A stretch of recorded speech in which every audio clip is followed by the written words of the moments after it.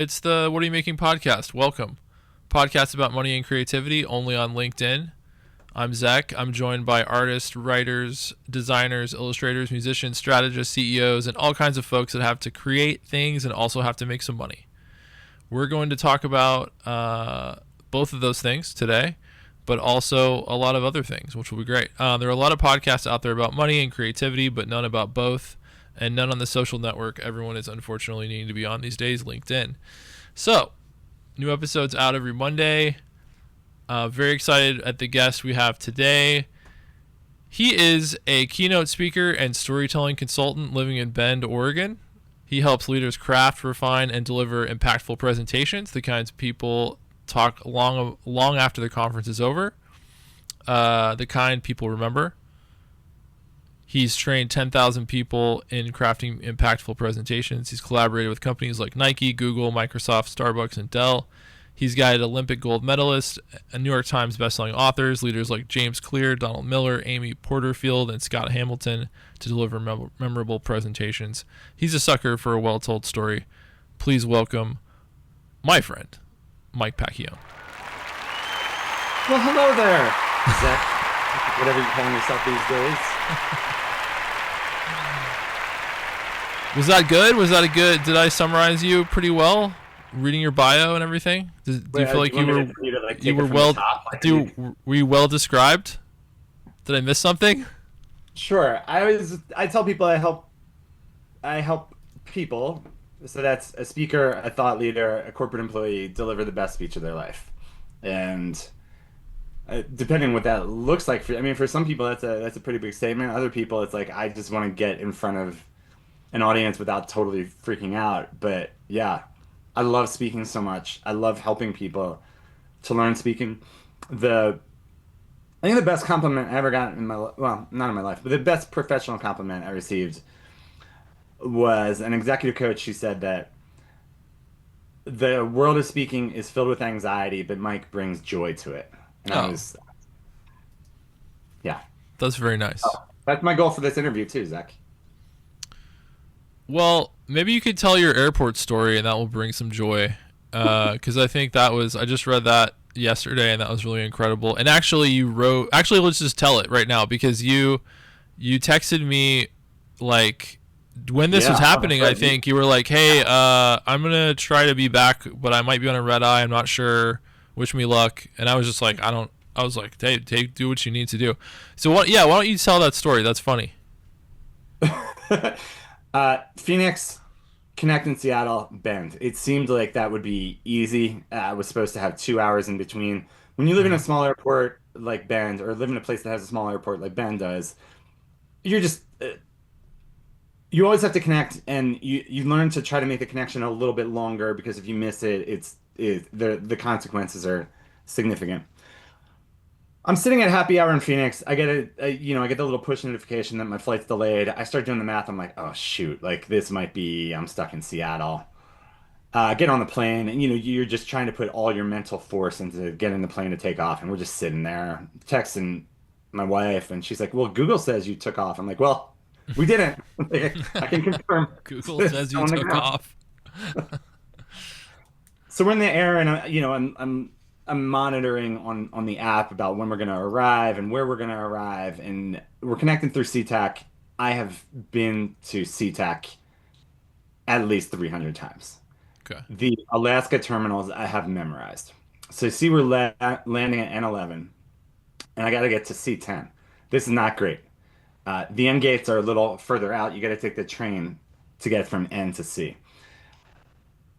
About 45 minutes before we land, the guy sitting next to me pings the flight attendant and just says, like I'm connecting to Redmond. Do you think we'll make it? And she gives him an answer. But the key part is that he says I'm connecting to Redmond, and I'm like, oh, me too. But that's not the way I said it. I looked at him like, you're connecting to Redmond? He's like, yeah. And then I went into like, I don't know, it was like Liam Neeson on an airplane or something. I'm like, okay, listen, we're landing at N11. We're gonna exit. We're gonna make an immediate right. We're gonna be next to the food court. You're gonna go down the stairs. Do not take the escalator. Do not leave fate to the person in front of you on the escalator. We're gonna run down the stairs, and I mean, at that point, I probably sounded a little crazy, but the next sentence is what would confirm me to be a complete psychopath, which is I look this guy in the eye, I look him in the eye and I go, it is imperative, like I said, imperative. It is imperative that we get on the train all the way to the right. If we don't get onto that train, like 'cause we have to, that train exits first. We exit near the escalator. If we're not the first on the escalator, we're dead. I say all that to him. And He's like, what? who did I sit next to? Yeah. This guy's just been watching movies the whole flight. So he looks at me, breaks eye contact, puts his headphones back in. But then plane lands, and they make the announcement about, some people have a tight connection. This never works. Nobody ever listens. They listen, Zach.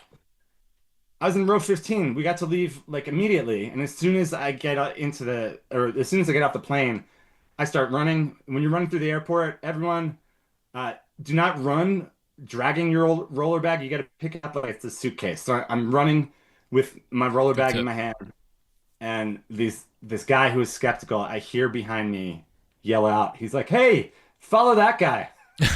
Like, victory. I made my flight, got home. I'd never been on a flight where there was a problem till recently where I had to run and I decided not to do it. What? Yeah, I decided not to do it because I looked at the difference between This is getting such a off. cool designer thing. Like, I would rather look cool than. No, no, it was analytical because I looked at the time because we're at the gate. I looked at how long it would be for me to get up to the front.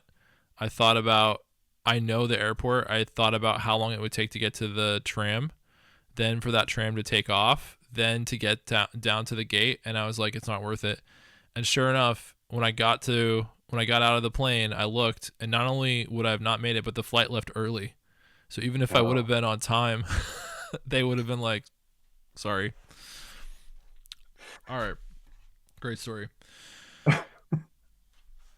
Uh, and Seattle's the worst airport, by the way, when it No, comes no. to spatial, like where things are and trying to understand where you are. It's terrible. I'm always confused walking in Seattle. Like, where am I? What am I supposed to do? It's so confusing. I mean, they're way worse airports, but yeah, Seattle's. If you're not there much, there's a learning curve. Let's say There's a learning curve. Yeah. a learning Okay. curve. Yeah. Okay, let's get into the show. So Good first, stuff. the show's called What Are You Making? So why don't you tell people right now, what are you working on? What are you making? What is your assignment at the moment? Yeah, what I'm making are other people's speeches. I help people. I help people write, design, and deliver speeches. So help. I don't. I Like, don't. is there a particular one that you're working on, or do you work at five? You work on five at once, or how does it work? Yeah, I'm working on about five right now at different Wow. stages. Yeah, a Okay. couple of people are almost finished. Wow. I I also do a group coach program that I love. It is the best. That's designed to be 12 weeks, and the goal is that you're doing a little bit of work every week, and by the end of it, you've got a talk that is battle tested. You have feedback on it repeatedly. A lot of people will take the stage, and when I say the stage, that might be like big spotlight on you, or it might be Mm-hmm. a meeting at your company. But a lot of people do that, and it's the first time they've ever said these words out loud, and they have no idea if it's good. And one of the reasons why people are so anxious about giving speeches is because you take the stage and you don't know if it's good. So imagine like for some reason you're a swimmer in the Olympics and you have no idea if you're fast. Like you've never seen anybody else go. Like that'd be nerve-wracking. A lot of Yeah. people, the metaphor might not quite line up, but my point is just a lot of people take the stage and they don't know if what they have is good. So it's hard to be completely confident when you're like, this might work. It's almost like the difference between if you were good in the office and then you had to go to Zoom during the pandemic and they're like, all right, be a good Zoom speaker. Mm. And it's like, oh, you're not good at Zoom because you're just good in the room. Like, it's a whole other skill set. You're right. There's like things you have to sharpen that you don't know until you're actually in front of a crowd. I mean, the size of some of these rooms and all the people are probably enough to get people off of their bullet points. I That's probably a big deal. Yeah, absolutely. But I mean, also, like, candidly, most people don't prepare as much as they should. I mean, that blew my mind. Like when you were at Instrument and I was doing those workshops for you all there, the amount of people who told me that they just never rehearse was, well, in a sense, it was mind blowing to me, but in another sense, that's just, I mean, that's like everybody. That's what everybody says. It's every company. But Yeah. it just on a logical level, if you were nervous about something and it was something that you had some control over and you didn't do anything to exert that control, like, of course you're nervous. Yeah. It's different when you have no control over it. But there are things you can do to know your content, to rehearse. So I get that it's not like in everybody's comfort zone, but there are things you can do to get it closer to your comfort zone. And there's something very interesting about speaking that most people don't want to or are not willing to do the work to get closer to their comfort zone. Okay. Jumping back in. You said you're working on 5 speeches at once. Yeah. How long does it take from the start to a finished script or a finished presentation? The fastest I've ever done it for something that was like important, very important, career defining, let's say. We Mm-hmm. did, there's one person that we did that in 8 days. I still have PTSD from it. Wow. Like it was during COVID, or it was like 2021 COVID. So it's like things are starting to open up. She's giving a TED talk, like main stage TED, like Al Gore, Elon Musk are there. Mm-hmm. I remember I had to fly to Vancouver, like Vancouver, BC, and I remember being at the border and like, because remember like the COVID test, like they like put the thing up your nose. Right. I remember being like, well, I don't have COVID, but what if I do? Because there was always like sleeper COVID. It's like, ah, shoot, if I have sleeper COVID, I'm gonna be stuck in a hotel in Vancouver for like 3 weeks. I sure hope I don't have that. Anyway, I don't know why I'm making it about the trip that I took, but yeah, we did that one in 8 days. It went from not quite zero, but close to zero to full on standing ovation. But that is Wow. not something that I desire to relive all that often. She also had an amazing capacity for just pulling things for not even pulling things together, for just enduring spotlight and not letting it shake her. And like I'm Okay. so impressed for that. But to actually answer your question, more commonly it takes like 3 to 6 months. Okay. So 8 days to 6 months average. People, that's like you've written a book or you have Uh some huh. level of thought leadership that you're gonna present more than one time. Yeah. Because you've worked with some best-selling authors. Do you read their books or skim their Yeah. books to get a gist of like how they are supposed to sound, or do you kind of just like work with the person? I read the whole book. I'm not worried as much about how it sounds because me working with the person will take care of that. But it's more so now I've got 200, 300 pages worth of content. What is the stuff that as I'm reading it, I'm like, oh, this will be great on a stage, or Yeah. this point will be great, or this is a soundbite we need to make sure that we repeat, that we put on a slide, Mm-hmm. that people in the audience are like taking a photo of the slide. Right? Like Yeah. those Yeah. are the questions I'm asking myself. That's good. It always feels good when somebody highlights something that you said and writes it down. Like, oh, that always feels so good. I was just doing a portfolio review yesterday at PSU, and the student I was talking to was like taking notes, which I was already thinking, why are you taking so many notes about what I'm saying? I'm just, but then think about school, and I'm like, oh, when you're in school, you just take notes. Like people You just talk, take- you just start writing everything they say. But then she would pause when I said something, and she'd like jerk back and like circle it, be like, "That's good," or as the kids say, she'd be like, "That's bars." Like Bars? you're spitting bars right now. Like Okay. that's like you're rapping, like you're spitting bars. And I was like, "Oh, this feels good to hear." To hear I got bars when I'm in my 40s now. That's cool. You want to be 40s with bars. Um, okay, hard pivot from what you're Perfect. making to money. Okay, I Mm. remember when you and I were, I think you'd left your job, you were starting this company like 6-7 years ago now, a long Yeah. time, and I was like trying to go off on my own and figure out what I was gonna do, and I feel like we were both. I think we met for like coffee or lunch or something. I remember the place, but I can't remember what we were doing. And I just remember we were both kind of panicked about like what's gonna happen next. Like, are we gonna be able to do this? You were like, I've got a kid. I was like, I've never left my company. Is this the right move? And I think we were both in this space of like, is it gonna work out?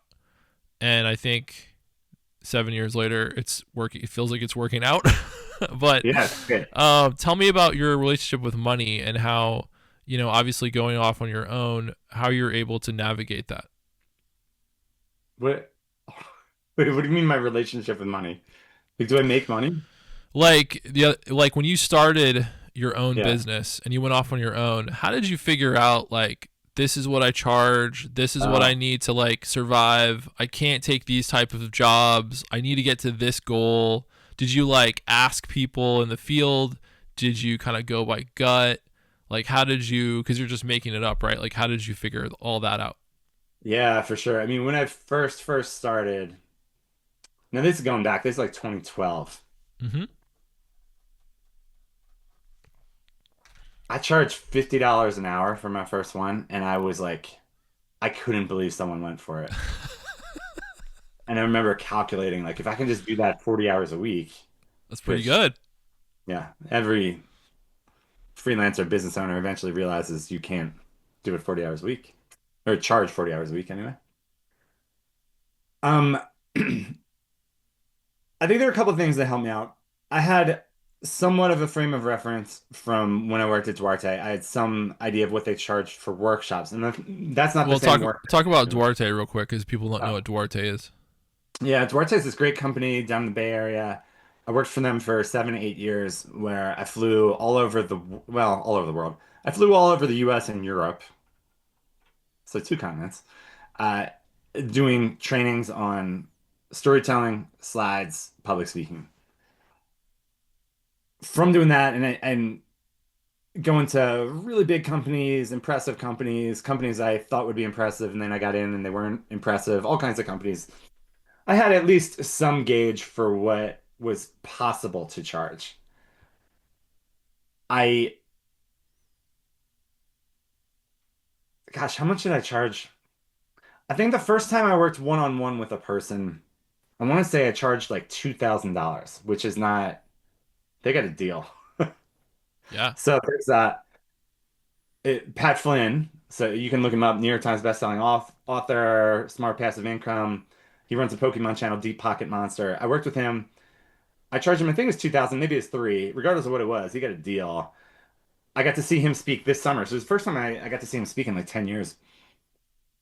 And we did like a post-game interview afterwards, and he's made over $1 million speaking off a three Whoa. Okay. off a $3,000 investment. So I think one of the things that's tricky about when you're creative is these are the things that you're good at, and to a certain extent, you would do it for free. Like kind of, you would do it for free. Like you Right. love the work. The only thing that makes you charge is that you know that you have to eat, right? And you have to have Sure. a house. But like you would do it for free. When you start hearing the results that someone has, it's a lot easier to charge more, is what I will say. So I wish that I had a specific strategy. All that I can really say is every once in a while, I would just increase what I was charging and increase what I was charging. And I think whenever I work with someone who has a particularly big win, this is going to sound more of a conscious thought than it actually is, but whenever I'm working with someone who had a particularly big win or series of particularly big wins, I'm just like, why am I only charging this Mm. more, more? Mm. I think one of the best philosophies, if you want me to share something that's actually helpful, Chris Do, you probably know who Chris is, Future. I think what he recommends is charge the same price once three people or three clients have taken it, bump it up. And just keep doing that for every three times that someone says yes. That's very good. That student at PSU I was talking to, she was already working, doing work, and being asked to do free work and just struggling with asking. And yeah, you have to. I think there's a daringness to it. Like I think I said this on the last show, but a person I talked to right when I got laid off said you need to take your fee and double it. Like whatever you're charging for freelance before, double it, which is like, what? Are you kidding? You can ask for that? But then Yeah. you find out people think that that's too low. I mean, people will pay much more than that.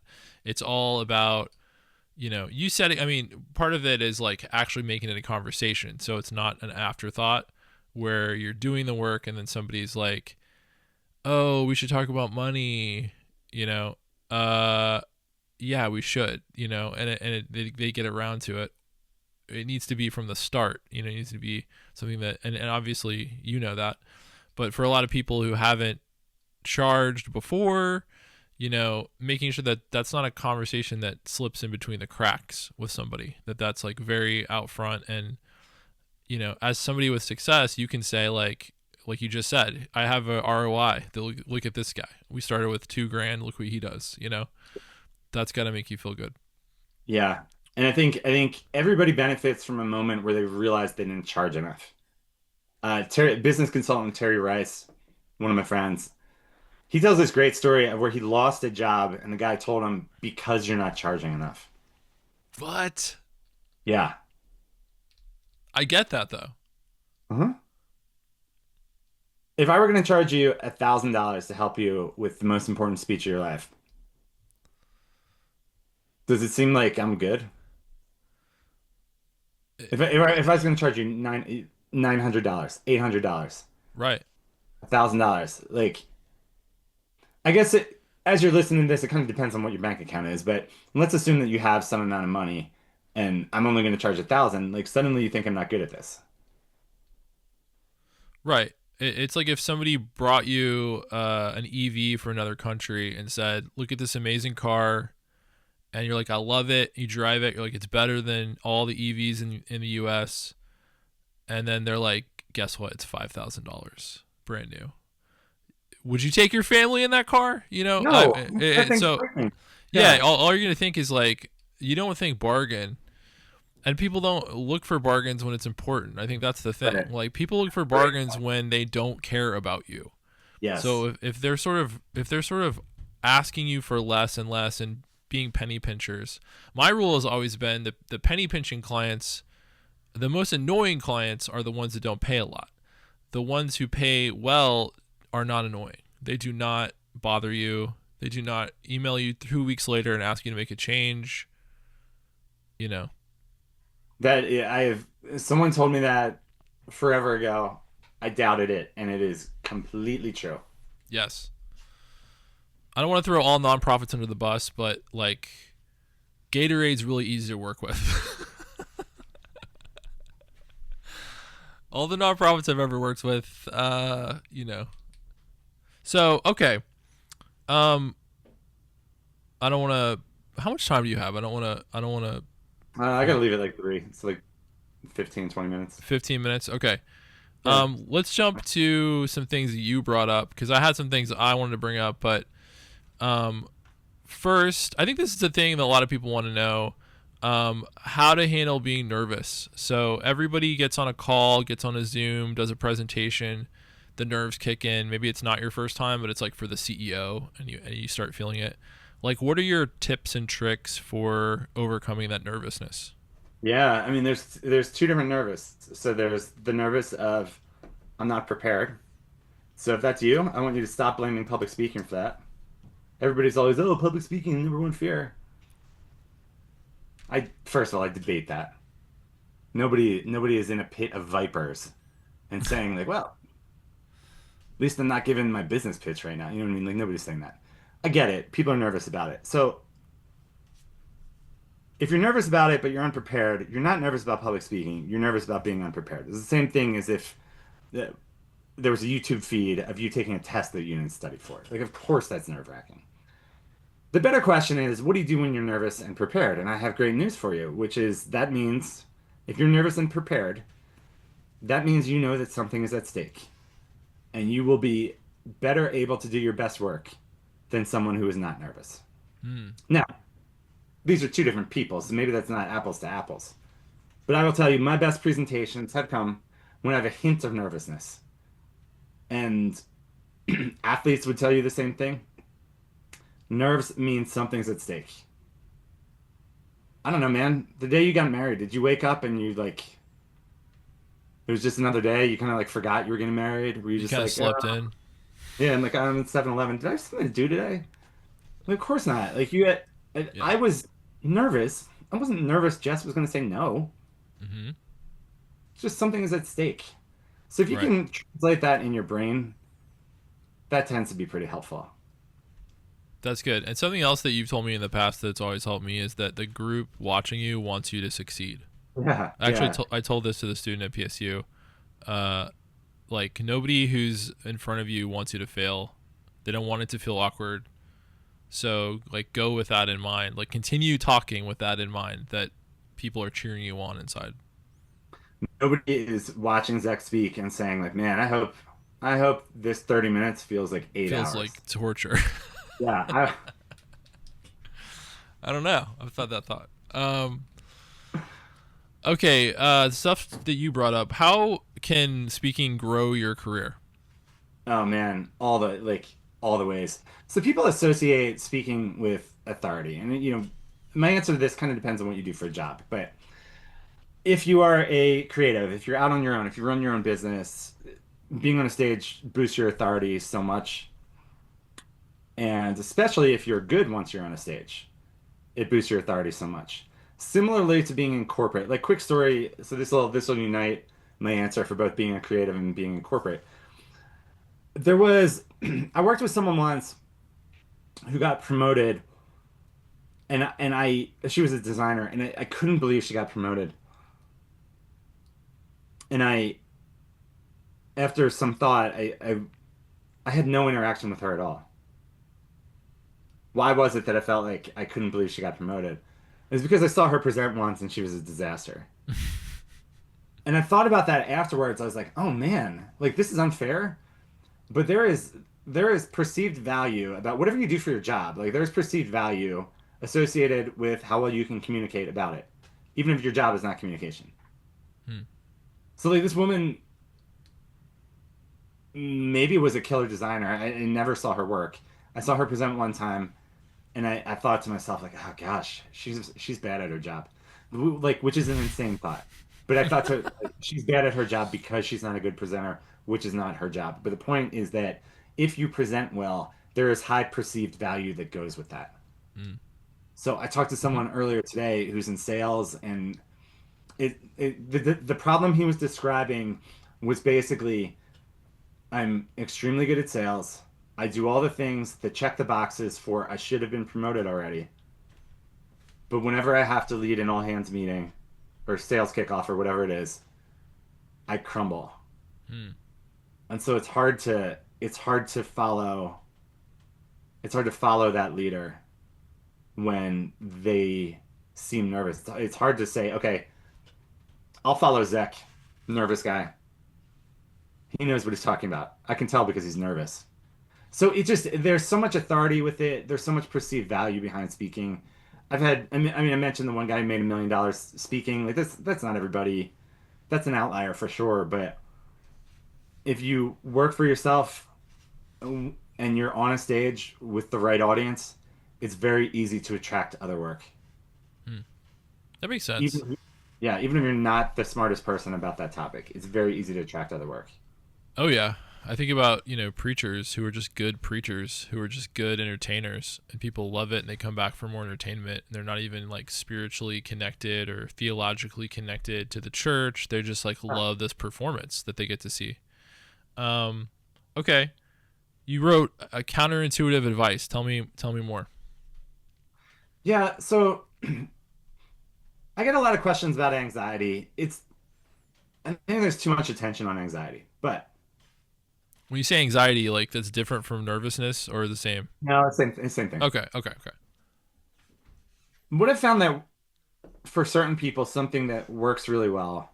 Okay, so the easiest thing is for you to be the same version of yourself at a cocktail party as you are on a stage, right? Mm, That's the easiest thing. And when I say to be clear, cocktail party, I mean like one drink cocktail party, right? But mm-hmm. like that's the way that you want to think of your audience. You want to think of your audience as like, I'm here amongst friends. they're rooting for me. That's the way you want to think about it. But Yeah. for some people that doesn't work. So if that's you, and I'll tell you specifically, there was a guy that was like a just your classic developer nerd guy Mm-hmm. who I was trying to help present. And what I used to always tell people is I would say, be yourself. So, Mm-hmm. I would see someone who was really stilted on stage and I'd say, hey, Zach, be yourself, man, be yourself. And I said that to this guy. And he's like, I am myself. I'm like, oh, You're like, oh, don't be yourself, is what I meant. that was feedback. I didn't say that, but that's what I thought to myself. Ever since that, I realized that for certain people, and I'm not calling you awkward if this is you, but for certain people, the better advice is don't be yourself. Mm. Choose someone else that you can picture delivering this well. Mm. Yeah. So, and it doesn't need to be a famous person. It doesn't need to be Steve Jobs or Martin Luther King or something like that. It might be just a friend who does well, someone else at the company. Picture yourself being that person and ask, like, how would this person deliver this? And then Yeah. it's counterintuitive because it's always like, be yourself, bring your whole self to work. Sometimes it's bring someone else to the stage.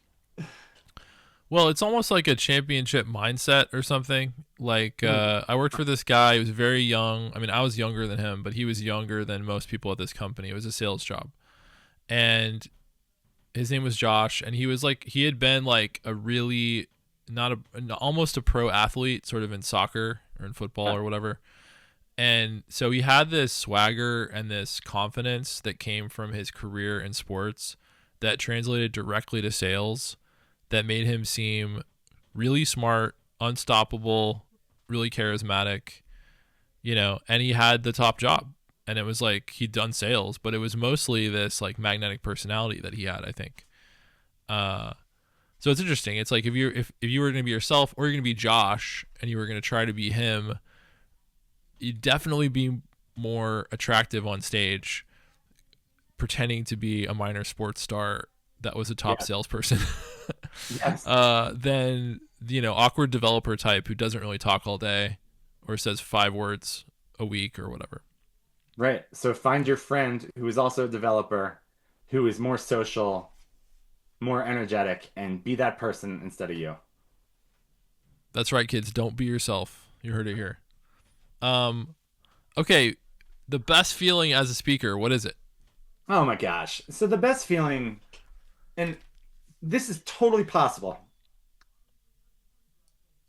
The best feeling is when you're completely present with your audience. And that is the greatest gift that you can give them. What does that mean? Completely present. It means that you're on stage and you're not freaking out about like, okay, what's the next slide? What's the next slide? What do I say next? How much time do I have? Da, da, Mm, da. You are there. You can react to things that happen in the audience. You can react to like someone's phone rang accidentally or someone shouted something out and you can make a joke with them, call someone up on stage, but you can only do that. So that's the best is when you can be present with your audience and the real you comes out or mm, the you you're impersonating comes out. It appears to be a human up there. But here's the thing.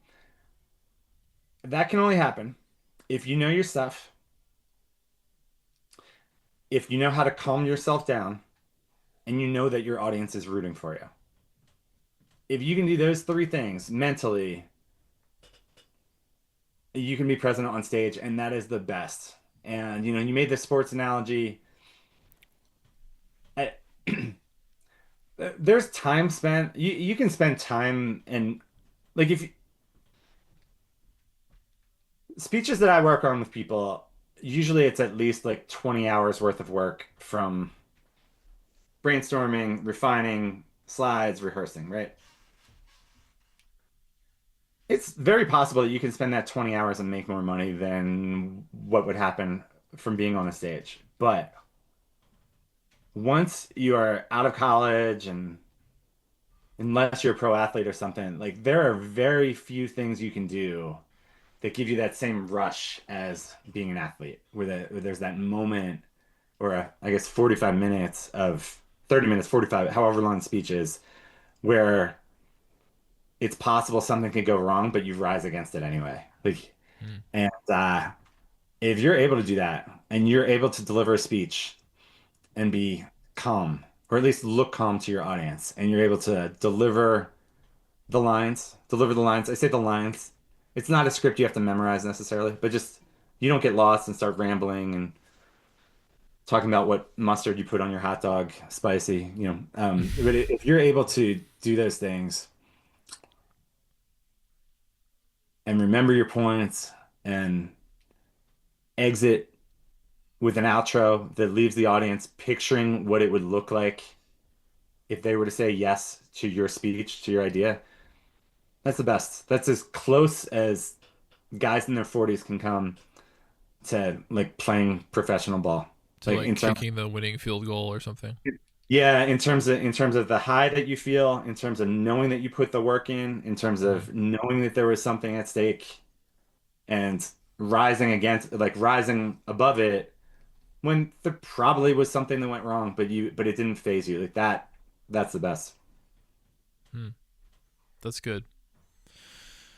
A lot of these people watching this, if you're on LinkedIn, you probably have to do Zoom calls. You probably have to do some sort of presentation through Zoom. Like before we go, like final thoughts on how could people improve that presentation? How can they level up? Because everyone's sort of equally bad. It's like, can you see my screen? Reading the words on the slide, kind of not stopping. Those are all things that I see a lot. But do you have any pointers for this, like life online that we have to live, this like Zoom life? Yeah, I've got some tactical ones, and then I'll give you a mental one. The mental one's the most important. Okay. Tactically speaking, number one, trust your technology. I mean, I would encourage you to just get on early and make sure that like you're sharing your screen properly. But trust your Mm-hmm. technology. Your audience will tell you if your slide didn't start. Like if you True. I'm looking like slide two says, but and then they're not like they'll tell you. So just trust your technology. Go. Your audience will let you know if they can't hear you, things like that. So trust your technology. That's number one. I would err on the side of more slides with less on each slide. I mean, that's my whole policy anyway, but particularly on virtual, that's important. You have to remember, especially if you're doing something like leading a webinar, there's a pretty good chance that you are a tab on the top of someone's screen as they are kind of listening, mostly on email. So with that being the case, if you're like most people, you hear the webinar in the background, and if you're like most people, you click back over to the webinar every once in a while.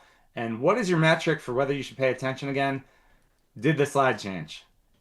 Hmm. So if you are constantly changing slides, it's a way of like tricking people into paying attention with you, Mm. paying attention to you. Uh, two other things I would recommend. For most people, it is helpful to stand. It will just naturally give you more energy. So stand instead of sitting. Um, one more. And then the other one relates to your voice. This depends a little on the content, but a general thing with speaking, you are coaching your audience on how excited they should feel. Like for the most part, your audience will follow whatever emotions you're demonstrating.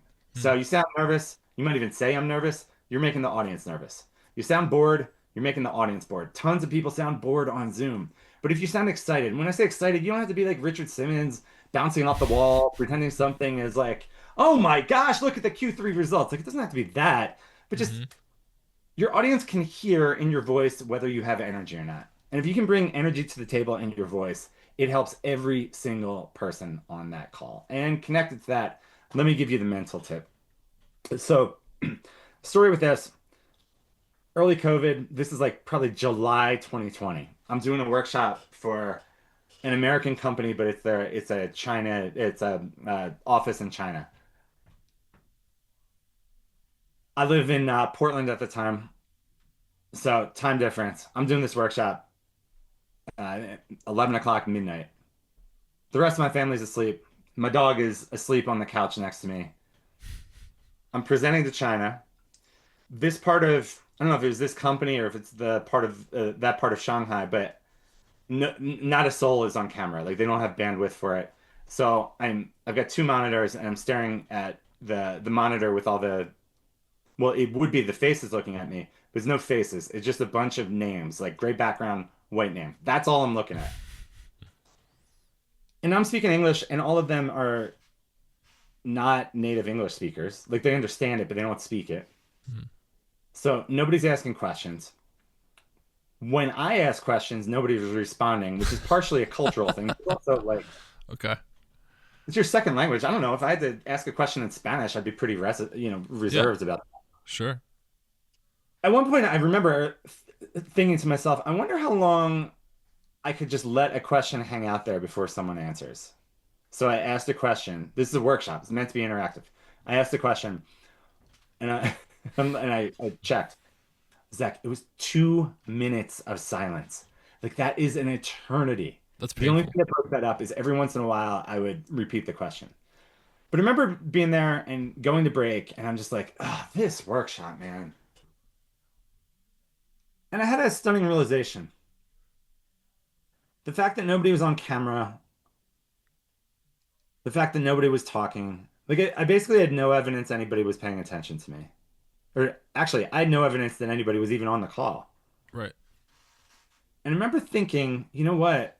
And it like totally it shook my confidence. Not in the sense of I was gonna forget my own name or something, but in the sense of I just wasn't bringing energy to the table. At the end of lines, I was kind of mumbling because I couldn't see anybody and it just felt weird. And my realization was, unless I am willing to just assume nobody's on this call, and I'm just gonna exit right now. I have to get to the end of the presentation one way or another. Like, I have to get to the end of the workshop. So I may as well act as if my audience is there and they're paying attention and they're enjoying it. So let's go for it. Hmm. And again, I think a lot of times when you hear go for it in language like this, it sounds like some military general. It's not that. It's just showing up with real energy Hmm. and presenting with the assumption that what you have is good and trusting that. And if you can do that, that will carry you pretty far. Yeah. I mean, always doing your best. I read a quote on LinkedIn the other day. I think it was LinkedIn. It was like, uh, it was really a beautiful sentiment. I wish I could actually quote it, but it was basically like whether anyone's paying attention, one person's paying attention, 5,000 people are paying attention, like put the same amount of effort and energy in, because it's not just a gift to them, it's a gift to yourself, right? Because there's something about your own self appreciating the esteem that you have, that you're giving yourself dignity of like, I'm worthy of this presentation. Like I worked on this. This is hard. Maybe no one's paying attention, but it's still worthy to me. And so putting your best into it because it's like a moments that you have. Uh, so, and plus you never know who you're affecting. It could be one person on that call that is paying attention. Um, at PSU, I met with 2 students. Maybe one of them will take something I said to heart and it will help them. What if you never met with that guy for $3,000? like you're just one connection away from something that could be life changing for somebody or yourself. You got to always remember that, right? And it might be someone in the audience tells someone else. That's true.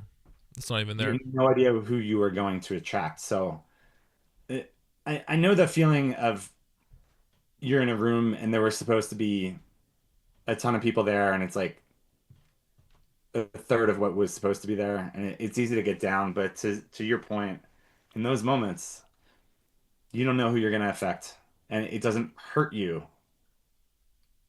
to put your real energetic effort into it.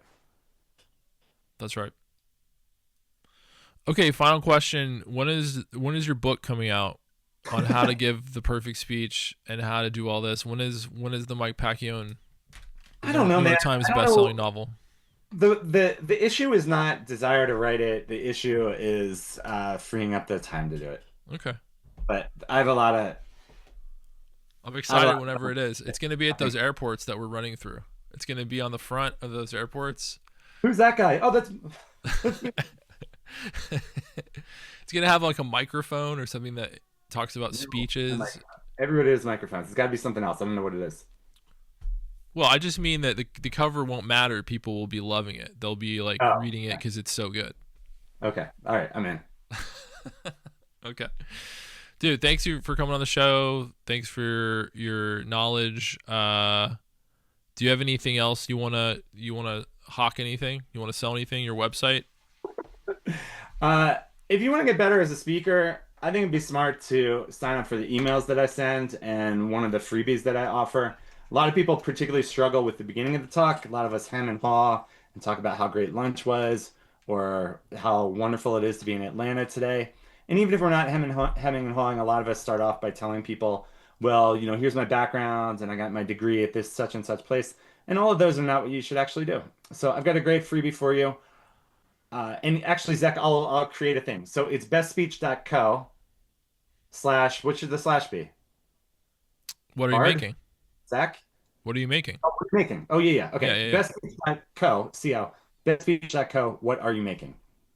There you go. And I'll get you, Bestspeech.co. Sorry, go ahead.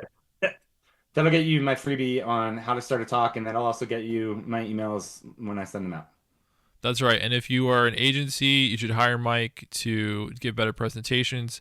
If you are an author, same thing.